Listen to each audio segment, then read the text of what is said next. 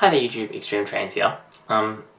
This is a bit of a different video, as you can probably tell, and if you've been living under a rock, you have no idea what's happening. But if you've seen the title of this video, or you have seen all the other videos and news articles that have been coming out about this, you'll know exactly what this video is about, and know that it pretty much means the end of a lot of the good stuff that you can still do on this site, which, you know, has gotten less and less over time.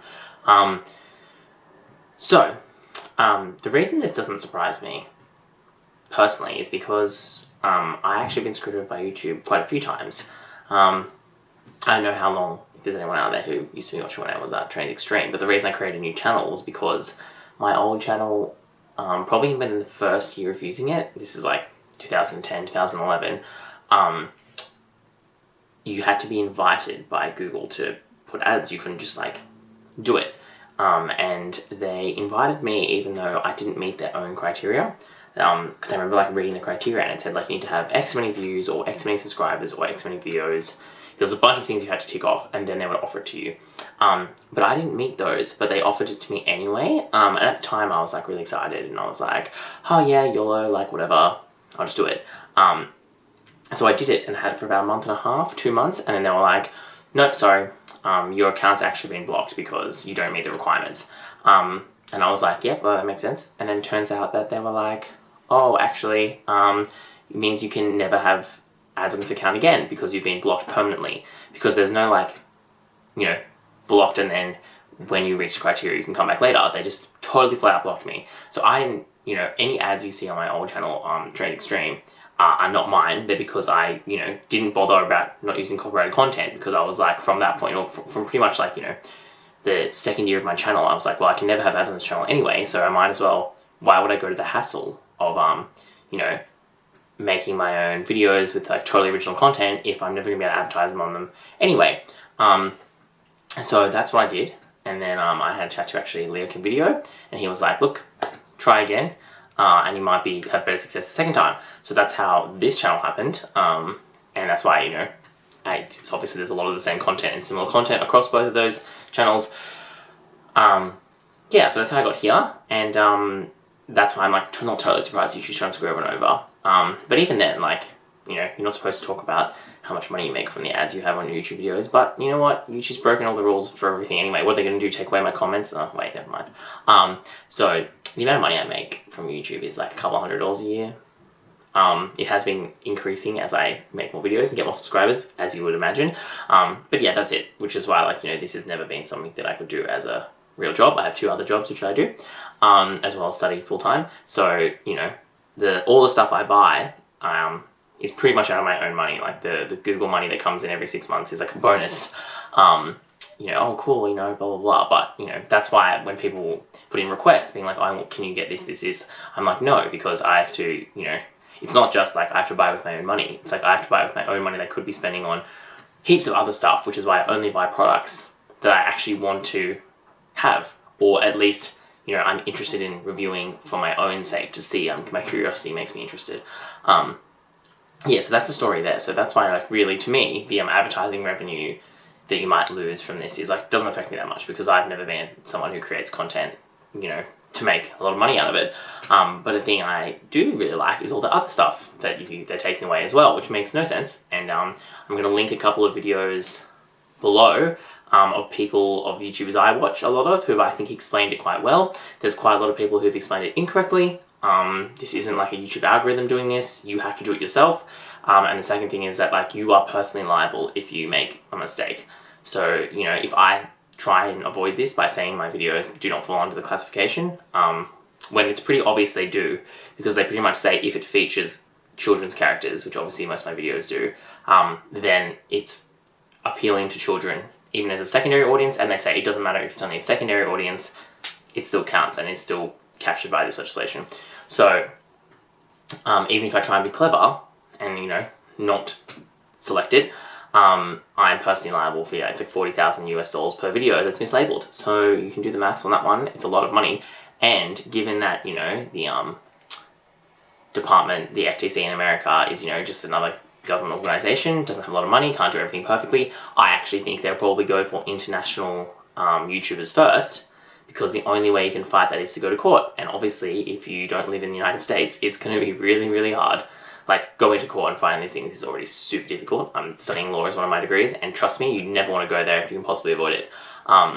So it's already super, super difficult to do, even if you did live in the United States and did have the money to hire a lawyer and do all the paperwork and, you know, spend all that time and energy you'd have to defending that claim. But if you're overseas, they just send you the fine in the mail, and if you don't pay it, then it's even worse for you. Like, probably never going to be able to go to the US again. I imagine there's like some levels of systems in place where they can impose those fines on you extrajudicially, aka like from the United States outwards. So I actually think they're going to go really hard on people who are non-US content creators who break this rule, which is a reason why, like, there's absolutely no way that I would be trying to mislabel my videos to get around that.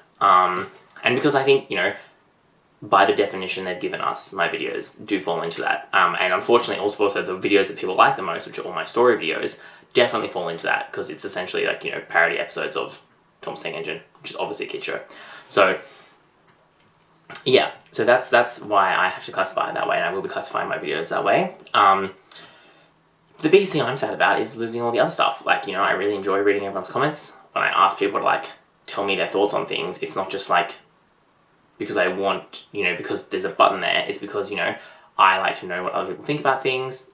You know, is my opinion weird? You know, for example, with the Annie and Clarabelle video, a bunch of you were like, nah, I think they're the perfect size. You know, they're totally fine. And I was like, no, that's so weird. I don't think it is. But there you go. It just shows you probably the exact sort of process the designers went through. And most of the designers were like, yeah, no worries, it's perfect size.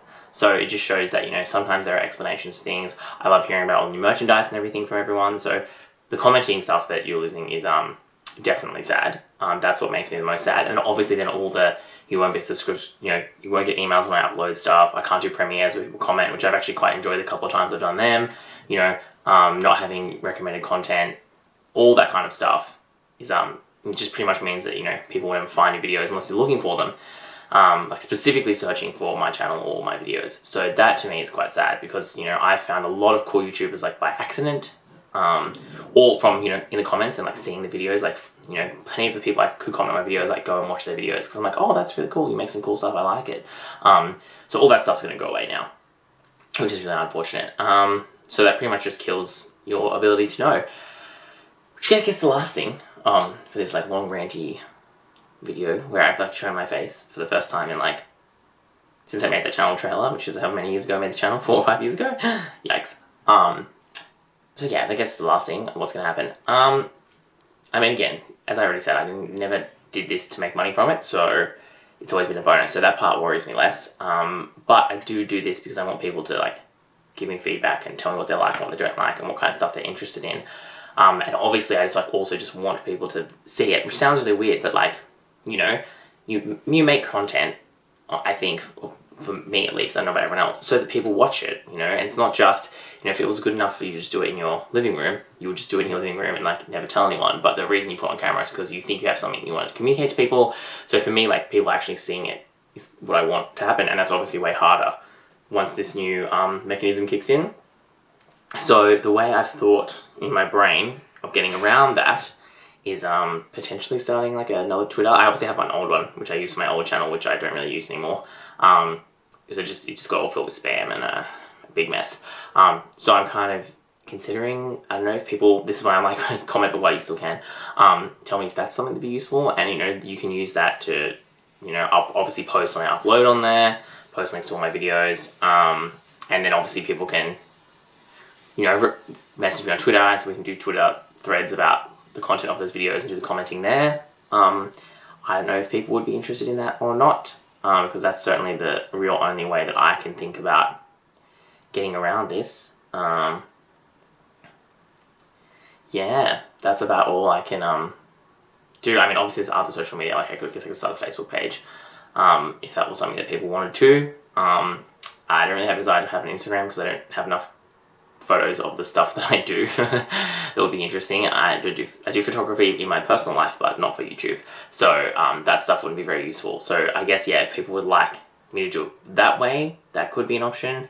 Totally up to you guys. This is where I'm just like, you know, obviously my plan is to keep making videos.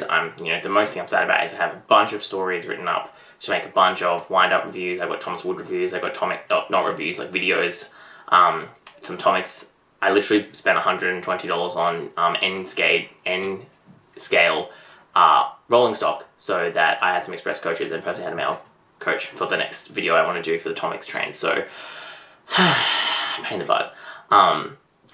Yeah, so if you guys think that would be good, then please let me know in the comments. If you have any other suggestions, then also let me know. I have no plans to start like a Patreon or anything, because like, you know, I'm not going to make people pay to watch these videos. It's like not the whole point. Again, that's not the point. I don't do it to make the money, so it's not about making people pay to see the content. It's just how can I like tell people, and you know, they can tell me what they like and what they don't like about my videos, when you know they won't come up in your emails when I upload a video, which, you know, as we all know, is a bit infrequent due to the fact that, as I already mentioned, I study full-time and have 2 other jobs. So yeah, that's all from me. So thanks for watching this video. Sorry I got a bit wrong and ranty. Sorry that YouTube is probably going to be kind of wrecked. The other reason I'm sticking around is because I'm like hoping that this will reverse to some extent, because my understanding, and you know, again, correct me if I'm wrong, my understanding from what the actual issue was the data collection, and you actually like don't need to switch off all the features they've switched off to not collect people's data, is my understanding. Like, yeah, like I think you can. Like, I think that there will be, if Google or YouTube cared enough, they could work out a way within the algorithm to make it so you could, like, even if you had restricted features, then I think that would be fine. I mean, to me, I don't know why there's a rule against under 13s making accounts. Like, just let them make accounts where they can't comment or something. I don't know. Yeah, I'm sure there's another way YouTube could have done this, but they were just like, nope. Especially when, you know, even though the fine they got for breaching this in the first place was like a couple of, I think it was about 120 million US dollars. Apparently that's how much money YouTube makes in like less than a week. So, anyway, sorry, there's much to talk about. Make sure to do those cool things you do on YouTube while you still can. Like, comment, subscribe. That's all from me. So yeah, thanks for watching, guys. Yeah, keep watching, and I guess, yeah, let's see what happens.